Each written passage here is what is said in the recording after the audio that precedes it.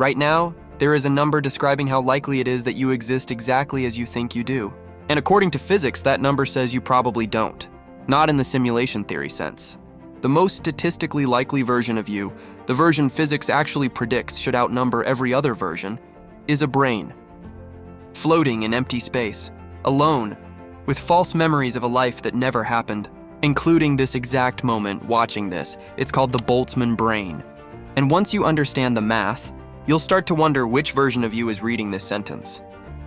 In the late 1800s, an Austrian physicist named Ludwig Boltzmann was trying to solve a problem that still defines modern cosmology. The second law of thermodynamics says entropy, disorder, always increases. A glass shatters. It never reassembles itself. Heat spreads out. It never spontaneously concentrates. The universe is moving from order to chaos, one direction, permanently. But Boltzmann's own equation said something stranger. At the level of individual particles, nothing forbids entropy from decreasing. It's just astronomically unlikely. Given enough time, truly enough time, even total chaos will, by random chance, briefly stumble into order. It's not impossible.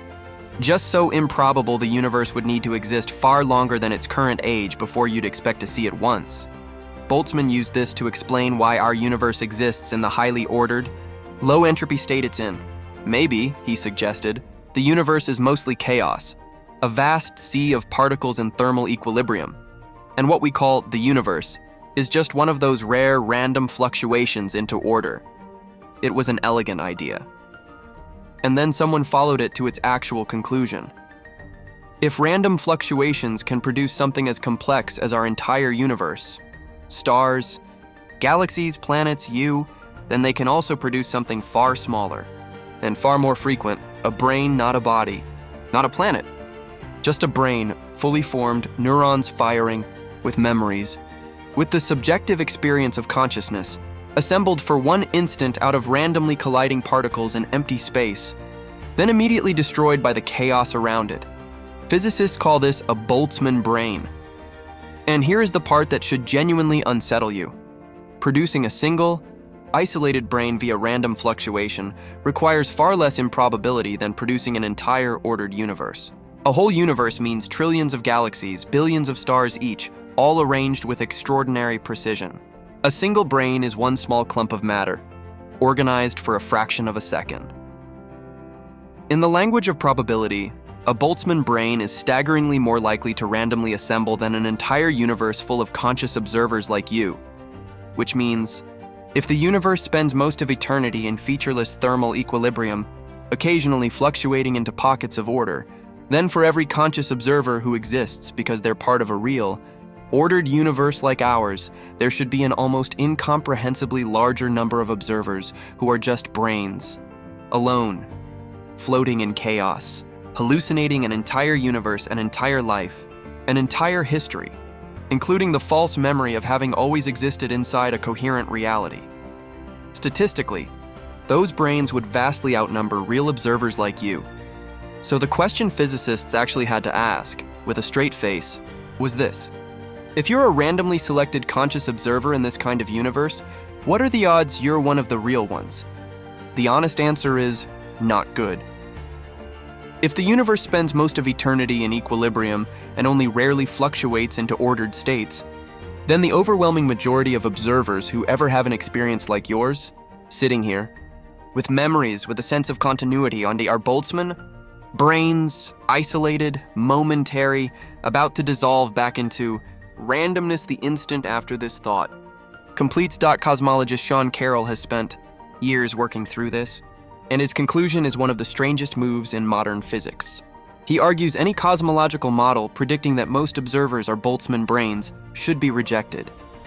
Not because we have evidence against it. A Boltzmann brain's evidence would look identical to yours. He argues we should reject it because believing it is, in his words, cognitively unstable. Here's what that means. If you're a Boltzmann brain, your memories are fake. Your belief that the laws of physics are consistent is fake, just a random pattern that happened to assemble for an instant.